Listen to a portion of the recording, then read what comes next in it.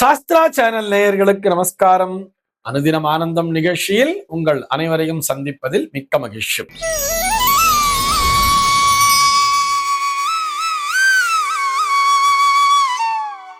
இன்று 9/12/2025 இந்த நாள் குறித்து பஞ்சாங்கம் என்ன சொல்றதுன்னு பார்க்கலாம் வாங்கோ. இன்றைய தினம் விஸ்வாவசு வருடம் கார்த்திகை மாதம் 23ஆம் தேதி செவ்வாய்க்கிழமை. திதி பார்த்தோம்னா தேய்பிரை பஞ்சமி திதி மதியம் 2:29 வரைக்கும் இருக்கு. அதனை தொடர்ந்து தேய்பிரை ஷஷ்டி திதியானது வந்து விடுகிறது. இன்னைக்கு நட்சத்திரம் பார்த்தோம்னா ஆயில்யம் நட்சத்திரம் இரவு 2:20 வரைக்கும் இருக்கு. அதனை தொடர்ந்து மகம் நட்சத்திரம் என்பதும் வந்து விடுகிறது. இந்த நாள் முழுவதுமே ஒரு சித்தயோகம் கூடிய நாளாக அமைந்திருக்கிறது. இதுபோக பஞ்சாங்கத்திலே வரக்கூடிய யோகம் அப்படின்னு சொல்லி பார்த்தோம்னா இன்னைக்கு மாகேந்திரம் அப்படிங்கிற ஒரு நாம யோகத்தை கொடுத்திருக்கா. கரணம் பார்த்தோம்னா தைத்திலம் அப்படிங்கிற ஒரு கரணத்தை கொடுத்திருக்கா. இந்த நாளானது ஒரு கீழ்நோக்கு நாளாக அமைந்திருக்கிறது. இன்னைக்கு என்ன ஸ்பெஷல் அப்படின்னு சொல்லி பார்த்தோம்னா இன்றைய தினம் பஞ்சாங்கத்திலே கோரக்கர் சித்தரினுடைய குரு பூஜை நாள் அப்படிங்கிறத கொடுத்திருக்கா. சென்னையை பொறுத்தவரை இன்றைய தினத்தினுடைய சூரிய உதயம் என்பது காலை 6:23 சூரிய அஸ்தமனம் என்பது மாலை 5:38 சந்திர அஸ்தமனம் என்பது பகல் 10:22 சந்திர உதயம் என்பது இரவு 10:17 சம்பவிக்கிறது. பிரம்ம முகூர்த்தம் பார்த்தோம்னா நாளைய தினம் அதிகாலை 4:42 முதல் காலை 6:24 வரையில் நீடித்திருக்கிறது. சென்னையை பொறுத்தவரை இன்றைய தினத்தினுடைய ராகு காலம் என்பது மதியம் 2:50 முதல் மாலை 4:14 வரையிலும், யமகண்டம் என்பது காலை 9:12 முதல் பகல் 10:36 வரையிலும், குளிகை காலம் என்பது மதியம் 12:01 முதல் 1:25 வரையிலும் சம்பவிக்கிறது. தினாந்தம் பார்த்தோம்னா இன்றைய தினம் இரவு 1:37 கொடுத்திருக்கா. சூலம் பார்த்தோம்னா இன்றைக்கு வடக்கே சூலம் பகல் 10:53 வரையில் அந்த சூல தோஷம் என்பது உண்டு. அதற்குரிய பரிகாரமாக பால் அருந்து விட்டு வடக்கு திசையை நோக்கி பயணிக்கலாம் அப்படிங்கிறதையும் சொல்லி இருக்கா. இன்றைய தினத்தினுடைய ஆன்மீக தகவலாக, இது ஆன்மீக தகவல்னு சொல்றதை விட ஜோதிட தகவல் அப்படின்னு தான் சொல்லணும். மகாலட்சுமி அப்படிங்கிற ஒரு நேயர் கேள்வி கேட்டிருக்கார். அவருடைய கேள்வி என்னன்னு சொல்லி பார்த்தோம்னா, சூரியன் செவ்வாய் சேர்ந்து ஒரு கட்டத்தில் இருந்தால் தோஷமா என்பதுதான் அவருடைய கேள்வியாக அமைந்திருக்கிறது.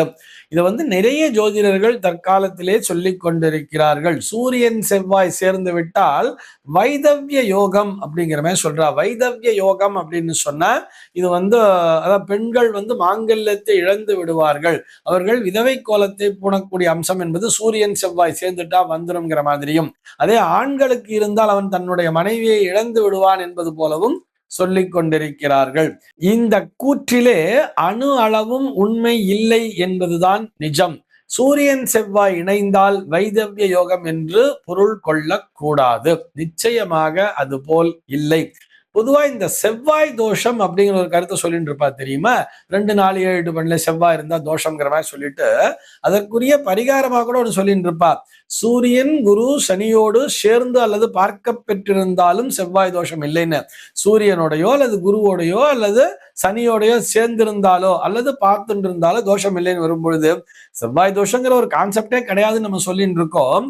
அந்த மாதிரி ஒரு தோஷத்துக்கே இவங்க சூரியனோடு சேர்ந்தா இல்லை அப்படின்னு சொல்லும் பொழுது, சூரியனோடு செவ்வாய் சேர்ந்திருந்தா செவ்வாய் தோஷமே இல்லைன்னு சொல்லும் பொழுது, எப்படி சூரியன் செவ்வாய் இணைந்தால் இது போன்ற ஒரு அமைப்பினை சொல்லிக் கொண்டிருக்கிறாள் என்பது புரியவில்லை.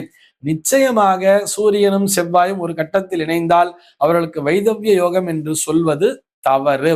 எந்த பாவகத்திலே இணைந்திருக்கிறார்கள் என்பதை முதலிலே கருத்தில் கொள்ள வேண்டும். சூரியனும் செவ்வாயும் ஒரு கட்டத்துல இருந்தா மட்டும் அவர்கள் ஒன்றாக இணைந்திருக்கிறார்கள் என்பது போன்ற பொருள் அல்ல.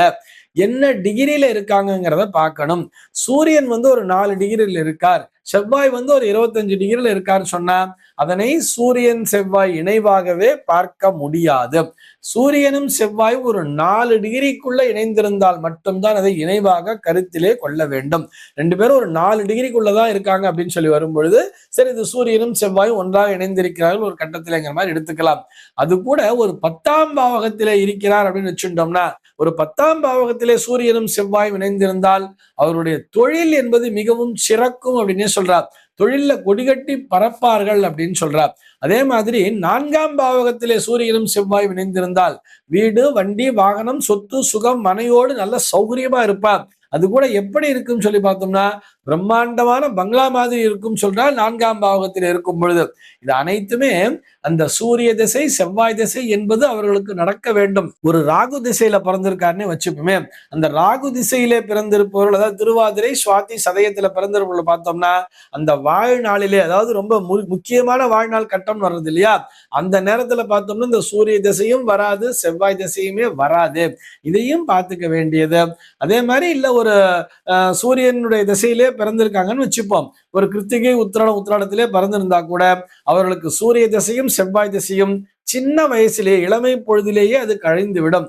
ஒரு வயசு அவர்கள் வேலைக்கு போகணுங்கிற வயசு வரும் பொழுது அந்த திசைகளே வராதல்லவா, அப்ப அதனுடைய பலன் என்பதும் இருக்காது. இதையும் பார்த்துக்க வேண்டியது.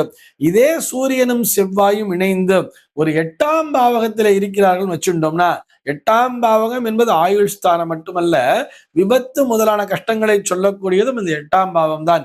நிறைய கஷ்டங்கள், தடைகள், இடையூறுகளை சொல்லக்கூடிய அந்த 8ஆம் பாவகத்திலே சூரியனும் செவ்வாயும் ஒன்றாக இணைந்திருந்தால், அது கூட எப்படி ஒரே டிகிரியில ஓவர்லாப்பிங் ஆயிருக்கான்னு வரும்பொழுதுதான் நம்ம சொன்ன மாதிரி இந்த 4 டிகிரிக்குள்ள ஒன்னோட ஒண்ணு சேர்ந்துட்டு இருக்கா அப்படின்னு சொன்னா, அந்த மாதிரி இருக்கின்ற பட்சத்திலே, அதுவும் வாழ்நாளிலேயே, அதுவும் குறிப்பாக இந்த குறிப்பிட்ட காலகட்டத்திலே அந்த சூரிய திசையோ அல்லது செவ்வாய் திசையோ வருகிறது என்று எடுத்துக்கொண்டால் அவர்கள் எந்த நட்சத்திர சாரத்திலே இருக்கிறார்கள் என்பதை பார்க்க வேண்டும். ஒரு ராகு சாரத்துல இருக்கா, இல்ல ஒரு கேது சாரத்துல இருக்கான்னு வரும் பொழுது அந்த கிரகங்களுடைய அமைவிடத்தை கொண்டு பலன்களை சொல்ல வேண்டும். அவர்களும் ஏதோ ஒரு 6ஆம் பாவத்துல இல்ல ஒரு 12ஆம் பாவத்துல இணைந்திருக்கான்னு கேட்டா அதன் மூலமாக இவர்கள் ஒரு சில சங்கடங்களை சந்திப்பார்கள். கீழே விழுந்து அடிபடும், ஒரு விபத்து முதலான விஷயங்கள்லாம் நடக்குங்கிறதுனால அந்த பீரியட்ல எச்சரிக்கையா இருந்துக்கணும். எப்பொழுது 8ஆம் பாவகத்தில இணைந்திருந்தால், அதே சூரியனும் செவ்வாயும் இணைந்து 6ஆம் பாவகத்தில இணைந்திருந்தால் ஏதோ இந்த எதிரிகளால் பிரச்சனை, கடனால் பிரச்சனை போன்றவை வரும். அதே அவர்கள் வாங்கியிருக்கின்ற சாரம் ஒரு சுபகிரகமாக அமைந்து அந்த சுபகிரகமும் வலிமையான இடத்திலே அமர்ந்திருந்தால் இவர்கள் அந்த வழக்கு வியாஜ்யங்களிலே வெற்றி பெறுவார்கள். எதிரிகளை வெற்றி கொண்டு அந்த வெற்றி கொள்கின்ற பாவமாகவும் 6ஆம் பாவமே பார்க்கப்படுகிறது. ஒரு 12ஆம் பாவகத்தில இணைந்திருக்கிறார்கள் வச்சுட்டோம்னா, சூரியனும் செவ்வாயும் 12ஆம் பாவகத்தில இணைந்து அந்த நேரத்தில் ஒரு திசாபுக்தி நடக்குதுன்னு சொன்னா கடுமையான அலைச்சல்களை சந்திப்பார்கள் என்றுதான் நாம் எடுத்துக்கொள்ள வேண்டுமே தவிர, சூரியனும் செவ்வாயும் இணைந்திருந்தால் அவர்கள் கணவனை இழந்து விடுவார்கள் அல்லது மனைவியை இழந்து விடுவார்கள் என்று பொத்தாம் பொதுவாக சொல்வது என்பது முற்றிலும் தவறு. ஆக சூரியனும் செவ்வாயும் ஒரு கட்டத்தில் இணைந்திருந்தாலும் அவர்கள் எந்த பாவகத்திலே இணைந்திருக்கிறார்கள், யாருடைய சாரத்தினை பெற்றிருக்கிறார்கள் என்பதை கொண்டுதான் பலனை உரைக்க வேண்டும். இந்த தகவலோடு இன்றைய தினம் உங்களிடமிருந்து நான் விடைபெற்றுக் கொள்கிறேன். மீண்டும் உங்கள் அனைவரையும் நாளைய தினம் ஒரு புதிய தகவலோடு சந்திக்கிறேன். அன்பர்கள் அனைவருக்கும் அனுதினமும் ஆனந்தமாய் அமைய பிரார்த்திக்கிறேன்.